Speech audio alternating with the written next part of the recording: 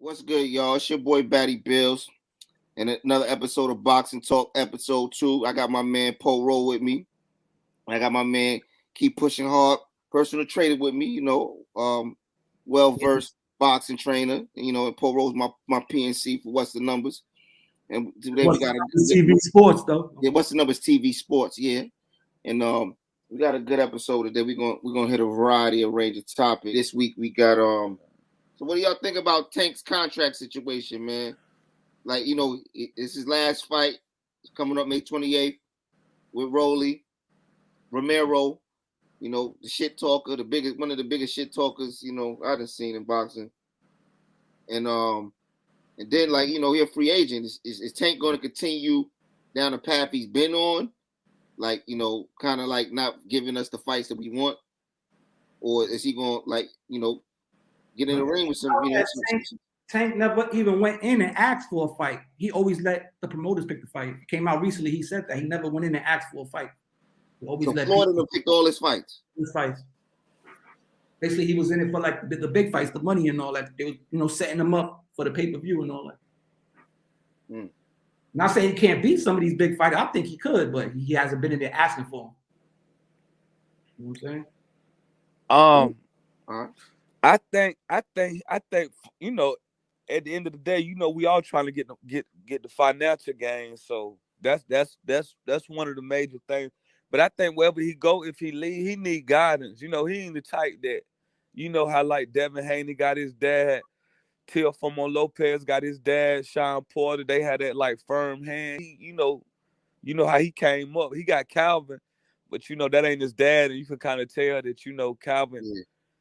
Calvin, he ain't like real hard on him. You know what I'm saying? So Tank is maturing and he getting older, but it seems like he need. If he do leave, he still need that. But I think if he left Florida, he still would be with Leonard Ellerby and then with Showtime and you know what I'm saying, and Al Heyman. But I hope he just do what's good for his career. That's what I hope. And he an animal, and at the age he at, you got to look at. I mean, I hate to compare him to Floyd, but man, look at what Floyd had done at that age and what he done as far as like opponents. You know what I'm saying? Floyd was fighting a lot of That's a good point. That's a good point, definitely. Floyd had fought a lot of people by that age. You know what I'm saying? It's like, but some fighters mature,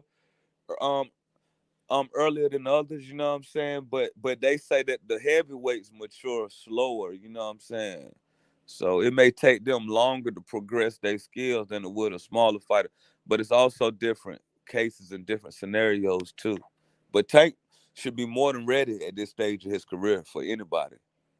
I know a major topic of discussion this week is Tank had a recent interview with, another situation, $1 million worth of game, and they asked him about, his sparring session with Devin, and then he was saying like the first one, I think they said Devin got or some shit, but he said like he hadn't been training, and Floyd had just like hit him like out the blue because Floyd was keeping him off Devin a little bit. Yeah, because Floyd was he said Floyd was was really like in a heated bet with Adrian Bronner, because this is when they was like hanging tough. So Devin might have got the best he wasn't like prepared. And that's the one. But then the second one, he said he got at Devin or something like that. The first one he got at Devin. The second one. The second one. Well, might have like got it, but like one of them he got him, the other one he didn't. The other one he got him, yeah. But then Devin's father came and said he walked away with the money. He's a few years older than Devin, Gervonta. Like 3 years, 4 years, maybe. You know what I'm saying? But that's just sparring. My thing is this. You don't know, because a real fight, like I always say, Ivan Cruz was able to get Gamboa out of there. Devin Haney couldn't even get Gamboa out of there. So if he in there 12 rounds with Tank, and he got stung in that combination the fight before the last one, right? Where he was stumbling back to the corner. He get in there with Tank and Tank catch him. I don't know if Devin going to hold up, but it's going to be a good fight. I think Tank is sleeping Devin. Tank could box too.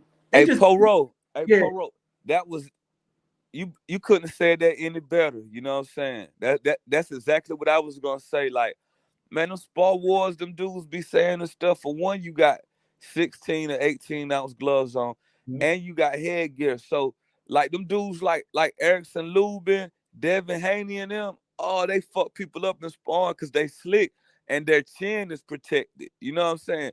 A chinny fighter, they'll do pretty good in sparring. You know what I'm saying? But then when the gloves get smaller and the head get come off, that's when you see they chinny. You know what I'm saying? They can't take a shot. You fought Devin Chinny at this point? Yes. Yeah. Hell yeah. Yeah. Hell yeah.